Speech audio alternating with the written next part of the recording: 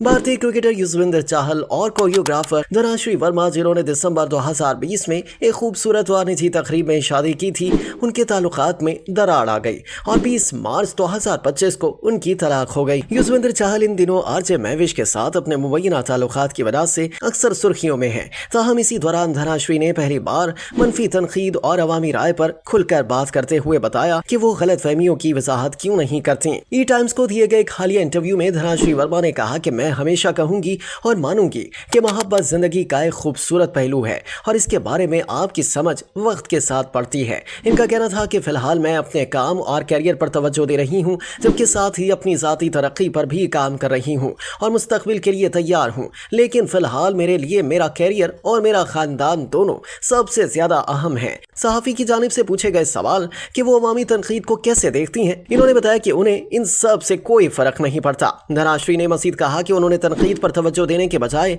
खुद को अंदर से मजबूत कर लिया है और वो अपने काम और जिम्मेदारियों पर मुकम्मल तवज्जो मरकूज किए हुए हैं। उन्होंने कहा कि मनफी तनकीद और अवामी राय ने पहले दिन से मुझे कभी परेशान नहीं किया और ना ही ये मुझे कभी परेशान करेंगी, क्योंकि शोर को नजरअंदाज करना और तामीरी फीडबैक पर तवज्जो देना उनकी जिंदगी का उसूल है और इसीलिए आजकल वो अहदाफ मुकर्रर करने और उन्हें हासिल करने तक अपनी बेहतरीन कारकर्दगी दिखाने में मसरूफ हैं। धनाश्री ने यह भी बताया कि मेहनती होने के बावजूद उन्होंने अब अपना तर्ज जिंदगी मुकम्मल तौर पर बदल दिया है और अब वो मस्बत चीज़ों पर तवज्जो दे रही हैं, जैसे कि खुद से मोहब्बत, अंदरूनी ताकत, नज़्म व ज़ब्त, वर्जिश, अच्छा खाना और ऐसे लोगों के साथ रहना जो मेरी कदर करते हैं। उन्होंने मुश्किल वक्त में सबसे बड़ा सबक सीखने के बारे में भी बात करते हुए कहा कि गलत फहमियों की वजाहत अक्सर मज़ीद ख्याल सराइयों का बाइस बनती है और अगर मैं कोई ख्याल सराई चाहूँगी तो वो सिर्फ और सिर्फ मेरे काम के गिर्द होनी चाहिए। ख्याल है कि धनाश्री वर्मा और युजवेंद्र चाहल की तलाक की खबर की तस्दीक क्रिकेटर के वकील ने की थी,